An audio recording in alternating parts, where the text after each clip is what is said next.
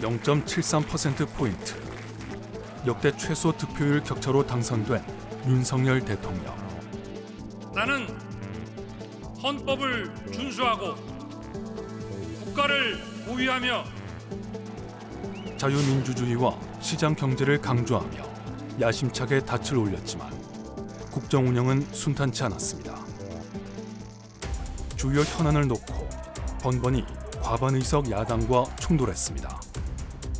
해병대 최상병 순직 사건과 의대 증원을 둘러싼 의정 갈등, 김건희 여사의 명품 가방 수수 의혹까지 발목을 잡았습니다. 22대 총선을 앞두고 불거진 논란들은 정권 심판론에 불을 땡겼고 여당의 최악의 성적표를 안겼습니다. 108대 192. 절대 과반 의석을 확보한 범야권의 공세는 더욱 거세졌습니다.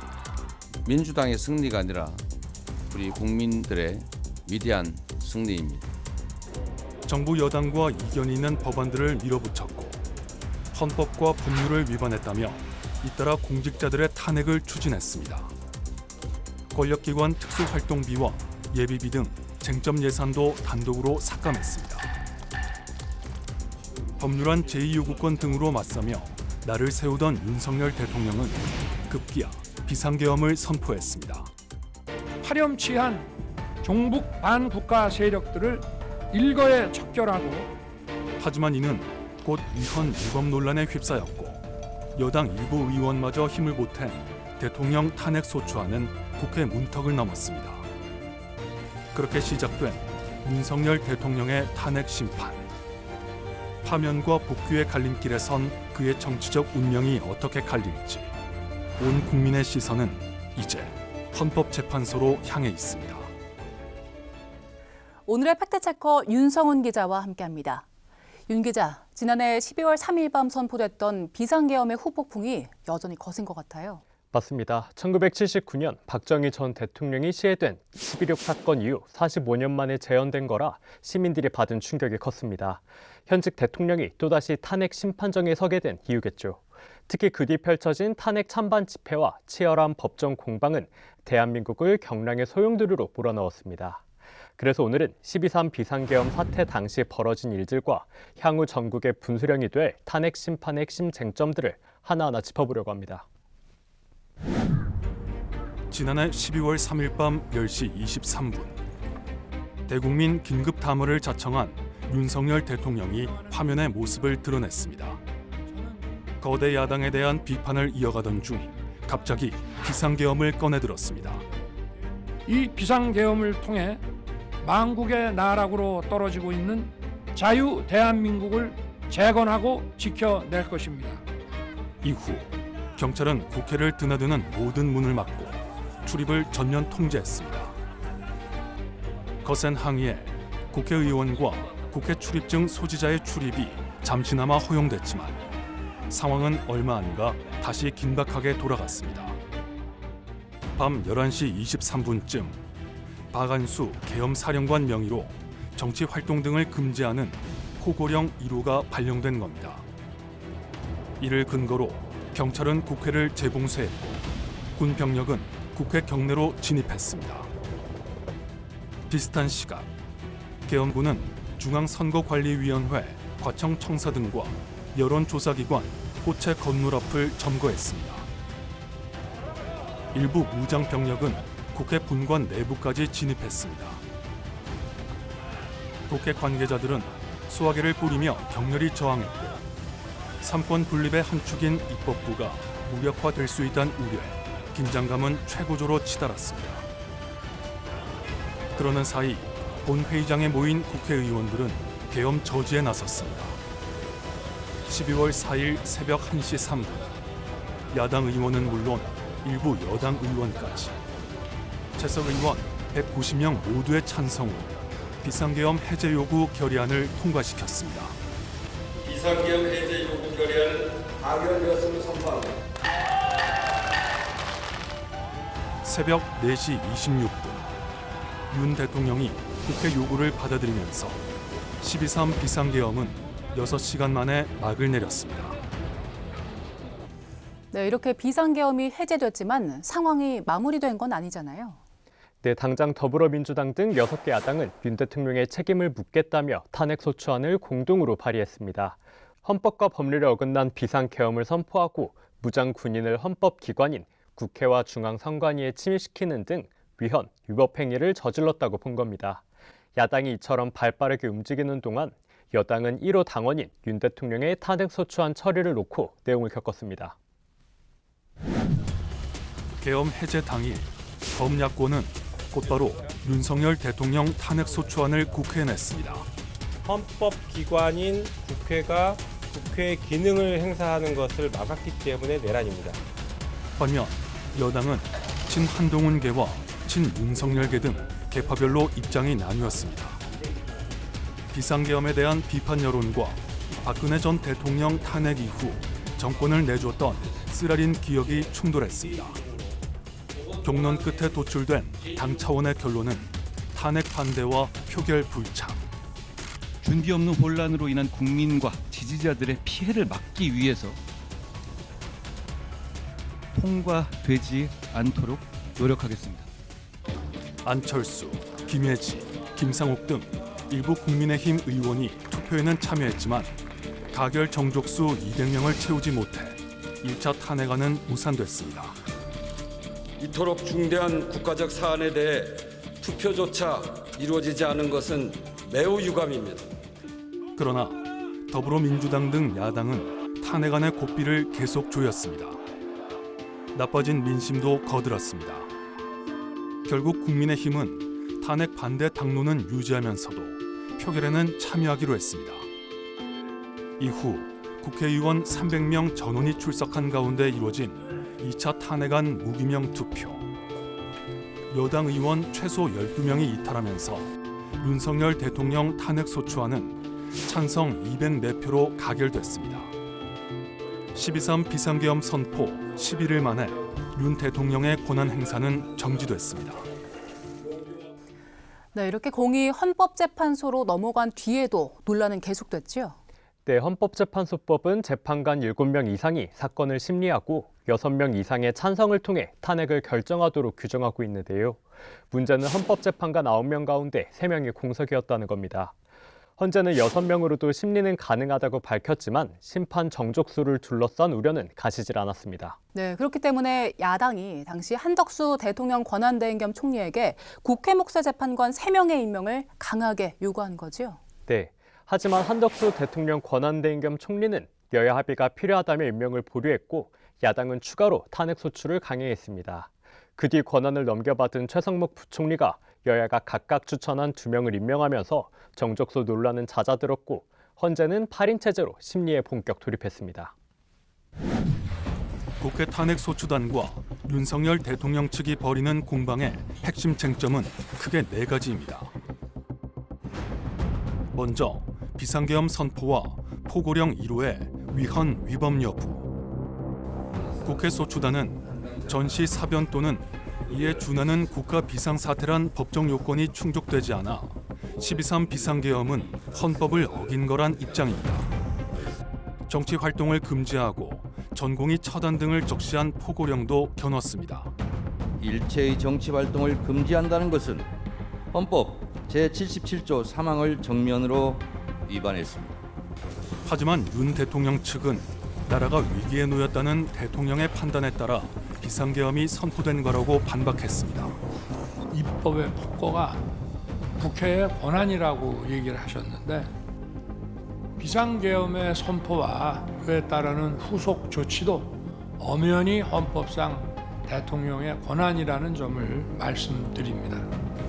포고령은 김용현 전 국방부 장관이 과거 문건을 베낀 것이고 법적으로 손댈 건 많았지만 상징적 측면에서 놔뒀다고 했습니다. 김 전 장관 역시 윤 대통령 측과 보조를 맞췄습니다. 내란죄 성립 요건이 될 수 있는 국회 무력화 목적 여부를 놓고도 신경전이 팽팽합니다. 특히 계엄 선포 직전 비상입법기구 관련 내용이 담긴 쪽지를 받았다는 최상목 대통령 권한대행의 증언이 뜨거운 감자입니다. 제 얼굴을 보시더니 그리고 저한테 참고하라고 하는 식으로 해서 옆에 누군가 저한테 자료를 줬는데 윤 대통령은 국회 대책기구 설치 시도로 해석될 수 있는 해당 문건에 대해 모른다며 반론을 펴는 상황. 이걸 준 적도 없고 한참 있다가 언론에 뭐 이런 메모가 나왔다는 것을 쪽지 작성자를 자처한 김용현 전 장관은 헌법상 긴급재정 입법권을 수행할 조직을 구성하려는 거였다고 해명했습니다. 윤석열 대통령이 국회의원 등 주요 인사 체포를 지시했는지도 탄핵 심판의 향배를 가를 주요 변수입니다. 국회 소추단은 군장성과 국정원 간부 등의 진술을 근거로 윤 대통령이 국회 봉쇄는 물론 유력 정치인 등을 불법으로 붙잡는 걸 명령했다고 보고 있습니다. 의결 정족수가 아직 다 안 채워진 것 같다. 빨리 문을 부수고 들어가서 안에 있는 인원들을 끄집어내라. 하여튼 이번에 다 잡아들여서 싹 다 정리해라라고 말씀하셨습니다. 윤 대통령 측은 싹 다 잡아들이란 건 간첩 얘기였고 국회에서 빼내라고 한 대상은 국회의원이 아닌 요원이었다며 발끈했습니다. 의원이 아니라 요원을, 그죠? 요원을 빼내라고 한 것을 김병주 국회의원이 의원들 빼내라는 것을 부과시킨 것이죠. 네, 그렇습니다. 양측의 주장이 엇갈리는 가운데 계속 진행된 헌법재판소의 증인 신문. 이진우 전 수도방위 사령관은 대통령으로부터 누군가를 체포하란 지시를 받은 적 없다고 밝혔고 여인영 전 방첩사령관은 답변 대부분을 거부했습니다. 이와 달리 홍장원 전 국정원 1차장은 헌재에서도 기존 입장을 고수했습니다. 싹 다 잡아들여, 싹 다 정리해. 우선 방첩사를 도와 지원해. 자금이면 자원, 인력이면 인력, 무조건 도와라는 취지로 말하였죠. 그렇게 기억합니다. 곽종근 전 사령관 역시 국회의원을 끌어내란 윤 대통령의 명령이 있었단 취지의 진술을 유지했는데 김현태 특전사 707 특수임무단장의 말은 다소 바뀌었습니다. 계엄 해제 닷새 뒤 자진해서 연 기자회견 때와 달리 직속 상관인 곽 전 사령관의 당시 지시에 국회의원이나 끌어내라는 말은 없었다고 한 겁니다. 150명을 넘으면 안 된단다. 막아라. 안 되면 들어가서 끌어낼 수 있겠냐? 뭐 이런 뉘앙스였습니다. 150 넘으면 안 되는데 들어갈 수 없겠냐? 거기에는 끌어내라와 국회의원 단어는 없었습니다. 없었어요. 그러자 윤 대통령 측은 핵심 증언들의 신빙성을 문제 삼으며 역공 수위를 끌어올렸습니다. 12월 6일 바로 이 홍장원의 공작과 12월 6일 우리 특전사령관의 김병주 TV 출연부터 바로 이 내란 프레임과 이 탄핵 공작이 네, 그리고 의원, 인원, 용어를 두고도 논란이었는데요. 윤석열 대통령 측은 특히 그 곽종근 전 특정사령관이 했던 국회 안에 있는 인원을 끄집어내란 지시를 들었다. 이 발언을 파고들었죠. 네, 윤 대통령이 직접 나서 이렇게 반박했습니다. 저는 그냥 사람이라는 이런 표현을 놔두고 또 의원이면 의원이지 인원이라는 말을 저는 써본 적이 없습니다. 그런데 과거에도 여러 차례 인원이란 말을 사용했고 탄핵 심판정에서도 같은 단어를 말했습니다. 그 안에는 약 15명, 20명이 안 되는 인원이 들어갔고 윤 대통령 측은 지시 대명사로 이 인원, 저 인원이란 표현을 안 쓴다는 뜻이라고 해명했지만 일각에선 대통령 주장이 무색해졌다는 지적이 나왔습니다. 이 밖에 계엄 과정에서 중앙선관위를 점거하고 영장 없이 압수수색한 게 적법한지를 놓고도 기싸움이 이어졌습니다.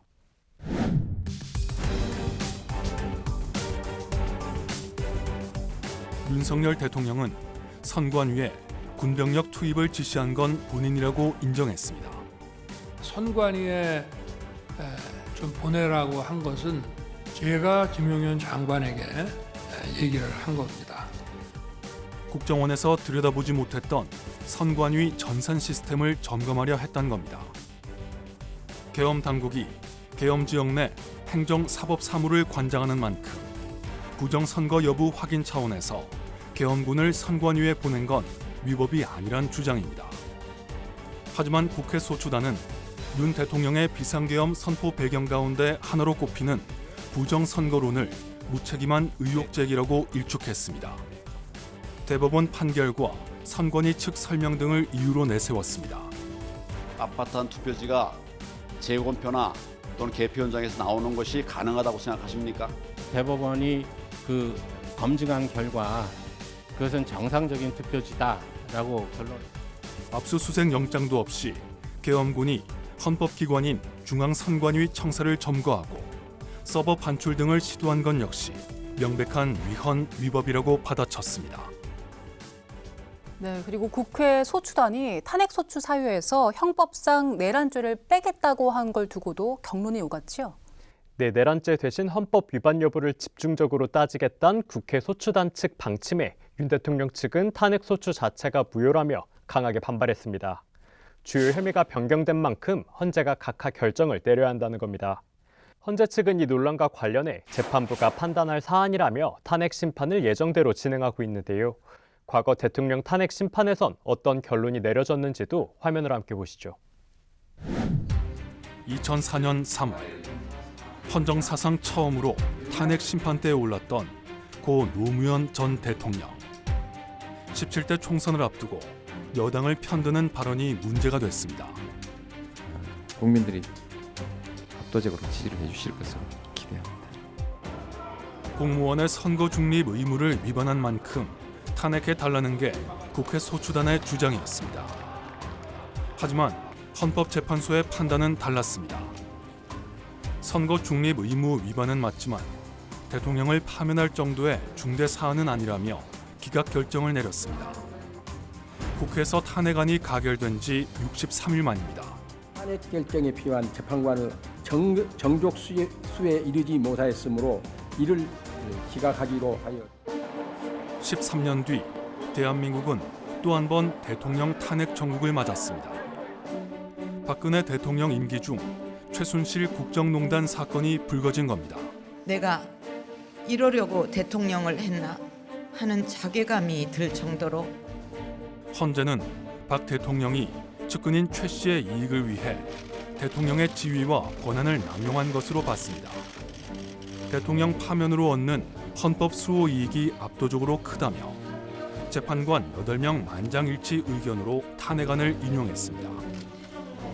탄핵안 가결부터 선고까지 걸린 기간은 91일이었습니다.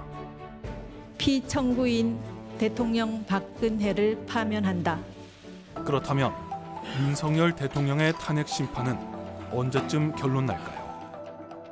헌법재판소법은 심판 사건을 접수한 날부터 180일 안에 선고하도록 규정하고 있습니다.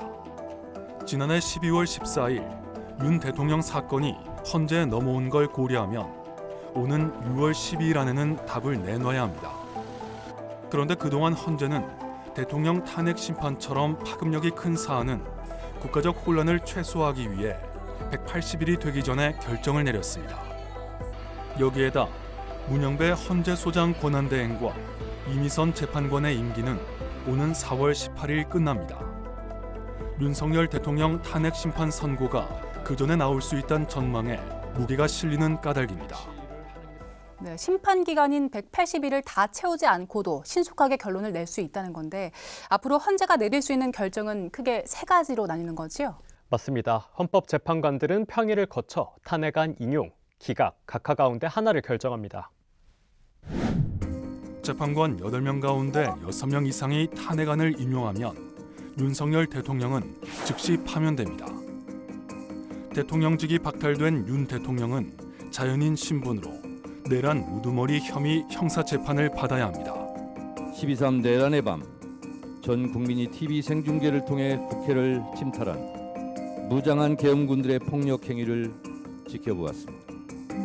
호수 위에 떠있는 달그림자도 목격자입니다. 그런 주장이 사실이라고 다 인정이 된다면 그러면 파면할 만큼의 종전 불법이기 때문에 파면 결정이 내려질 수 있지만 60일 안에 새 대통령을 뽑아야 해 조기 대선을 노린 대권 잠룡들의 경쟁도 본격화할 수밖에 없습니다. 반대로 재판관 3명 이상이 탄핵안을 기각 또는 각하하면 윤 대통령은 즉각 직무에 복귀합니다. 헌법상 대통령의 권한도 다시 행사할 수 있습니다.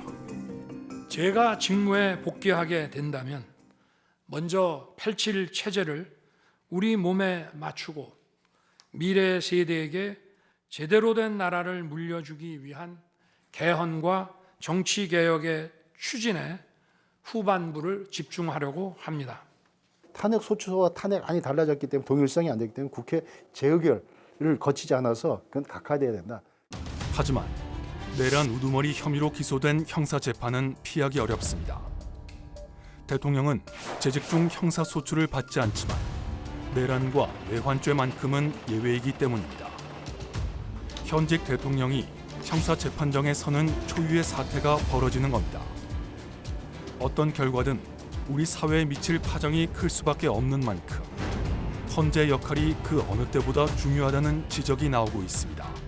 대립과 갈등을 해소하고 새로운 어떤 통합의 계기가 되려면 이 재판 절차를 굉장히 공정하게 운영했다라고 하는 인상을 주는 것이 중요하다. 네, 헌재가 어떤 결정을 내리든 양 극단으로 분열된 우리 사회를 앞으로 어떻게 통합해 나갈지가 우리에게 숙제로 남은 것 같습니다. 윤 기자 수고 많았습니다. 오늘 팩트 추적은 여기까지입니다. 저희는 다음 주에도 현상 이면에 숨겨진 사실을 쫓아 시청자 여러분 목소리에 귀 기울이겠습니다. 함께해 주신 여러분 고맙습니다.